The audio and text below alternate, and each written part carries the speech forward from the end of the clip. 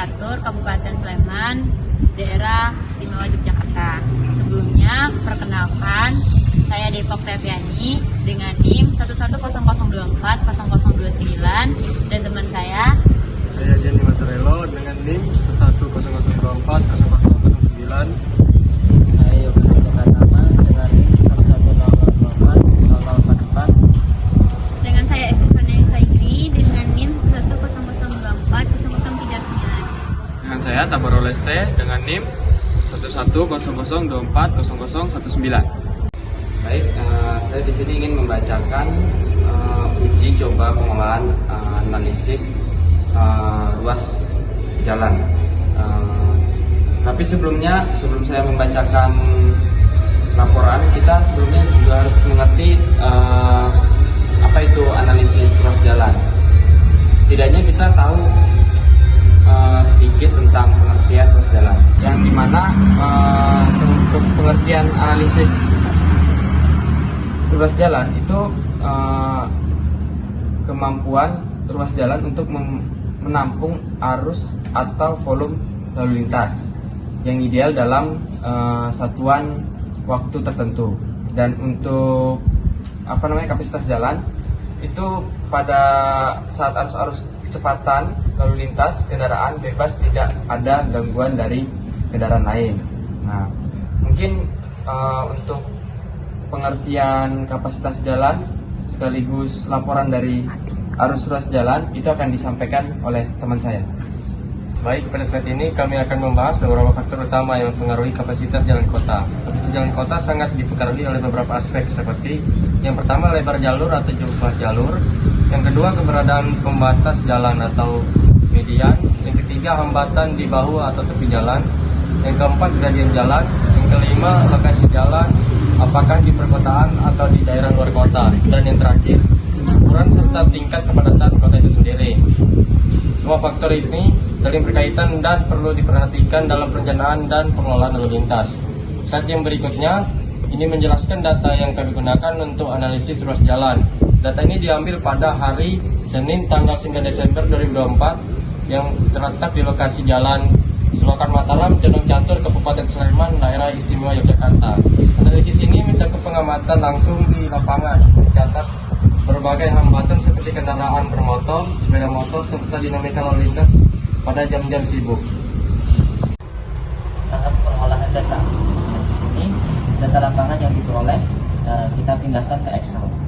Untuk data yang diambil itu satu hari, dan dalam satu hari diambil 3 sesi, yaitu pagi, siang, dan sore.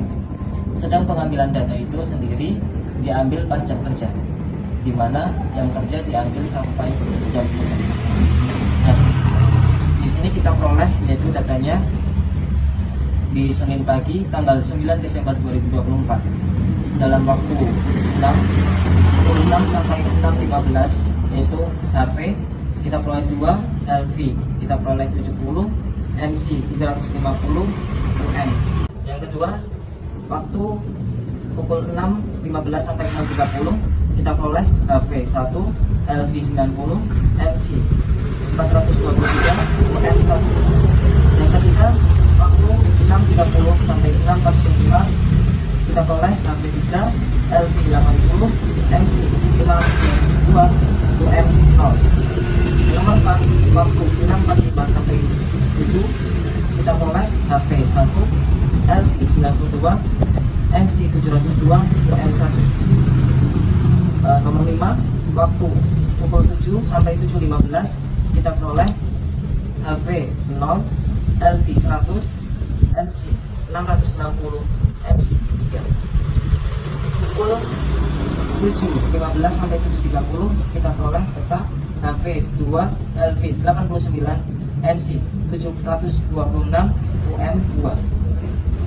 Waktu 7.30 sampai 7.45 kita peroleh HV 3, LV 96, MC 678, UM 1. Dan waktu 7.45 sampai 8 kita peroleh HV 6, LV 90, MC 690, UM 3. Nah, itu tadi data kita peroleh pada pagi hari. Terus kita ke siang hari. Itu waktu dari jam 12 sampai jam 2 kita peroleh waktu 12 sampai 12.15 kita peroleh data HV16, LV53, MC475, UM1. Waktu 12.15 sampai 12.30 kita peroleh HV11, LV95, MC670, UM4. Waktu 12.30 sampai 12.45 kita peroleh HV11, LV67, MC623, UM1. Waktu 12.45 sampai jam 1 kita peroleh HV6, LV82, MC754, UM0. Waktu jam 1 sampai jam 1.15 kita peroleh HV15, LV98, MC752, UM3. Waktu 1.15 sampai 1.30 kita peroleh HV5, LV84, MC635, UM0. Waktu 1.30 sampai 1.45 kita peroleh HV16, LV86, MC710, UM5. Waktu 1.45 sampai jam 2 di situ kita peroleh HV10, LV82, MC638, UM5. Terus kita ke tabel yang pada sore. Waktu pukul 4 sampai 6. Jam 4 sampai 4.15 di situ kita peroleh HV7, LV22, MC531, UM2. Waktu 4.15 sampai 4.30 kita peroleh HV5, LV20, MC603, UM0. Waktu 4.30 sampai 4.45 kita peroleh HV2, LV30, MC685, UM0. Kita lanjut ke perhitungan volume jalan per jam tiap sesi. Nah, di tahap ini menghitung tiap per jam 1 jam. Di situ perhitungan per 1 jam untuk menentukan volume tiap-tiap sesi untuk perhitungan dalam berkala. Itu tiap 15 menit dari perhitungan 1 jam tadi. Nah, kita peroleh data sebagai berikut. Di Senin pagi tanggal 9 Desember 2024 waktunya jam 6 sampai jam 7 itu jumlah 2.409. Nah, waktu 6.15 sampai 7.15 itu jumlahnya 2.749. Waktu 6.30 sampai 7.30 jumlahnya yaitu 3.053. Waktu 6.45 sampai 7.45 itu jumlahnya 3.156. Waktu 7 sampai 8 itu jumlahnya 3.119. Waktu 12.15 sampai 1.15 jumlahnya 3.192. Waktu 12.30 sampai 13.30 di situ jumlahnya 3.136. Waktu 12.45 sampai 1.45 di situ jumlahnya 3.251. Dan waktu 1 sampai 2 di situ jumlahnya 3.144. Kita lihat di untuk sore waktu 4 sampai 5 di situ jumlahnya 2.623. Waktu 4.15 sampai 5.15 jumlahnya 2.796. Waktu 4.30 sampai 5.30 jumlahnya 2.877. Waktu 4.45 sampai 5.45 jumlahnya 2.898. Waktu 5 sampai 6 di situ jumlahnya 2.795. Nah, langkah selanjutnya yaitu mengubah volume kendaraan per jam menjadi Q sama dengan SMP per jam pada setiap sesinya. Dan di sini kita lanjutkan ke perhitungannya. Yang pertama yaitu kita menghitung di sesi pagi yaitu besaran SMP, yang dimana perhitungannya buka kurung LV dikali NK tutup kurung ditambah buka kurung HV dikali NK tutup kurung ditambah MC dikali NK tutup kurung.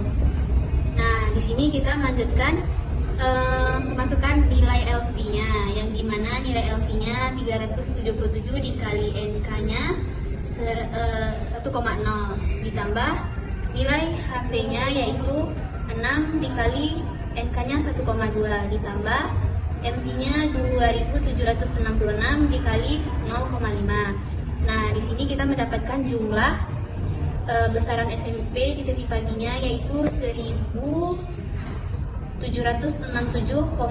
SMP per jam. Nah, selanjutnya di sesi siang kita akan menghitung besaran SMP-nya yang dimana LV dikali NK ditambah buka kurung HV dikali NK tutup kurung ditambah MC dikali NK tutup kurung. Nah, kita masukkan nilai LV yang dimana nilai LV-nya 350 dikali 1,0 ditambah nilai HV-nya 42 dikali 1,2 ditambah nilai MC-nya 2851 dikali 0,5. Nah, di sini kita juga mendapatkan nilai besaran SMP di sesi pagi yaitu 1825,9 SMP per jam.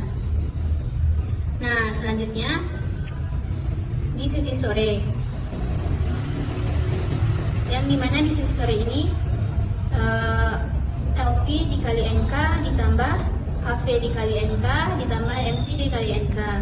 Nah, di sini nilai LV-nya 105 dikali 1,0 ditambah HV-nya 9 dikali 1,2 ditambah 2782 dikali 0,5, yang dimana kita memperoleh nilainya 1,056,8 SMP per jam. Nah, langkah selanjutnya yaitu penentuan volume kendaraan terbesar pada tiap sesinya. Nah, di tahap ini kita ambil nilai paling tinggi di tiap sesinya. Nah, yang pertama yaitu di sesi pagi, yang dimana nilai tertinggi di sesi pagi ini terdapat di jam 6.45 sampai 7.45 yang berjumlah 3.156. Nah, dari sini, dari jumlah tersebut kita ngambilnya 1 jam, yang dimana HV di sesi pagi 1 berjumlah 6, LV-nya berjumlah 377, MC-nya berjumlah 2.766 dan UM-nya berjumlah 7. Nah, selanjutnya yaitu di sesi siang. Di sesi siang ini nilai tertinggi terdapat di jam 12.45 sampai 13.45 yang berjumlah 3.251. Nah, dari tersebut kita ngambilnya juga 1 jam, yang dimana HV di sisi siang ini berjumlah 42, LV-nya 350, MC-nya 2.851 dan UM-nya 8. Nah, selanjutnya kita lanjut ke sesi sore. Di sesi sore ini nilai tertinggi terdapat di jam 16.45 sampai 17.45 yang berjumlah 2.898.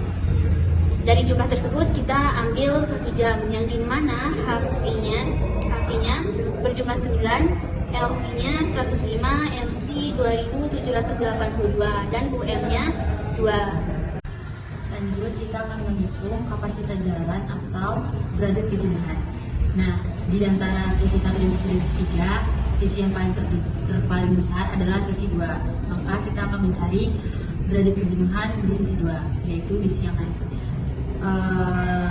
Untuk mencari kapasitas jalan di sesi 2, kita menggunakan rumus CO dikali FCW dikali FCSP dikali PCSF dikali PSCS. Maka 2.900 dikali 0,87 dikali 1 dikali 0,86 dikali 1000, dikali 1, maka hasilnya 2.169,78.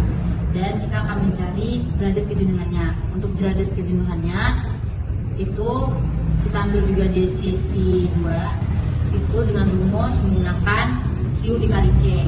Maka Q itu sendiri mendapat bilangan 1825,9 dan C-nya 2169,78. Dibagi maka mendapatkan hasil 0,8415388 sekian. Maka dapat kita simpulkan bahwa derajat kejenuhannya arusnya kurang lebih dari 1, maka hasil yang diperoleh itu hampir mendekati titik jenuh. Nah teman-teman, perlu diingat juga bahwa kondisi setiap lalu lintas sewaktu-waktu akan berubah. Maka perhitungan kuat arus lalu lintas bisa diperhitungkan lagi atau bisa saja berubah. Maka harus diperhitungkan lagi. Sekian laporan dari kami. Jika ada salah, mohon maaf. Kami akhiri. Terima kasih.